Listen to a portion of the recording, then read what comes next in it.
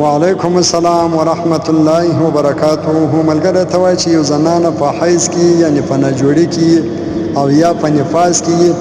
نو بیا دا سفر وکړي، یو دی ځای ولاړه سي چې هلته مسافت ته سفر پرایي او د 15 شپو څخه کم نیت نو آیا دورې بیا چې کله دا صفا سي نو دا به بیا پرل لمونځ کوي او که به سفرانه لمونځ کوي؟ ملګری په دې باره کې رد المختار دویم جلد 115 نمبر صفحه مطبعه سعید کراچي او دغه رنګه فتاوی تطهرخانیه دویم جلد 15 نمبر صفحه مطبعه قدیمی کراچي او دغه رنګه مولانا عبدالرحمن صاحب په خپل کتاب الصلاة و احکامها په 395 نمبر صفحه کې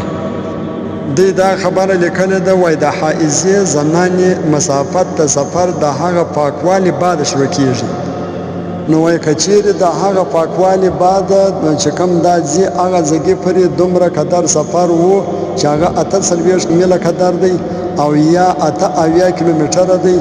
دا دغه څخه مخکې صفا سي نو لحاظه بیا چې کله دا دورې ورسېږي او د 15 شپو څخه کم نیت یې لحاظه بیا به دا سفرانه لمونځ کوي. او که چیرې دا هلته نږدې صفا سوله چې نه 48 میله قدر و او نه 80 کیلومتره و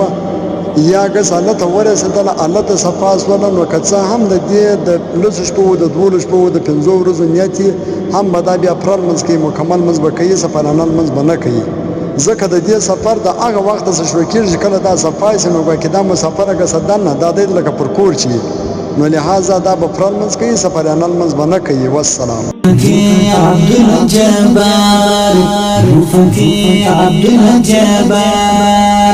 خدایا سازادین خادم بچی د هوا آدم، خدایا سازادین خادم بچی د هوا آدم.